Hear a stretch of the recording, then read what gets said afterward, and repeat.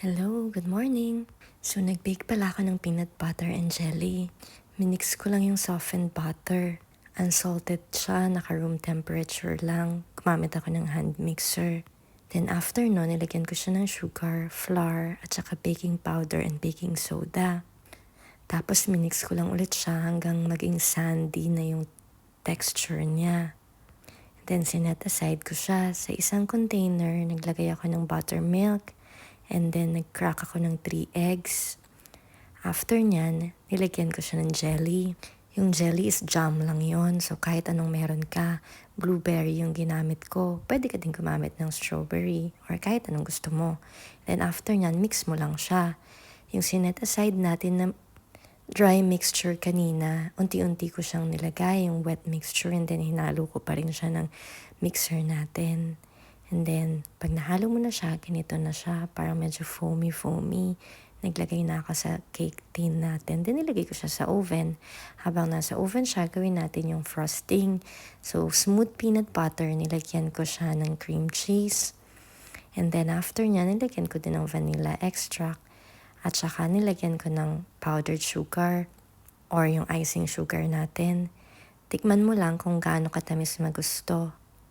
Tapos okay na siya, tingnan mo yung cake, nilabas ko na sa oven, mainit-init pa, palamigin natin siya. And then pag malamig na siya, lagyan natin ng jelly yung ipapaw ng isang cake. And then lalagyan din natin yan ng frosting natin, ng peanut butter frosting. Grabe tong peanut butter frosting natin, sobrang sarap niya. Ang naaalala ko sa kanya is kalasa siya ng chocolate sa Pilipinas. So after mo spread, lagay ulit natin yung isang cake sa ibabaw and then lagyan ko lang ulit ng konting jelly sa ibabaw. Tapos yung natitira natin na peanut butter frosting, ilagay na natin. So kinutsa-kutsara ko lang kasi naman wala naman akong gamit pang cake. At hindi talaga ako magaling mag-decorate, so okay na yan. So mamaya, ifo-flatten ko lang yan, smooth natin, lagyan natin yung mga gilid-gilid. Hanggang sa makover lang siyang tuluyan. So, pwede mo pala siyang lagyan sa ibabaw ng mga peanuts or ng jelly din kung gusto mo. Pero ako hindi ko na siya nilagyan. So, eto na. After ko siya ilagay sa fridge para mag-set, nilabas ko na siya. At eto na ang itsura niya. Tingnan mo, ang sarap. Sa US nga pala to sikat, peanut butter and jelly lagi. Tara, try natin.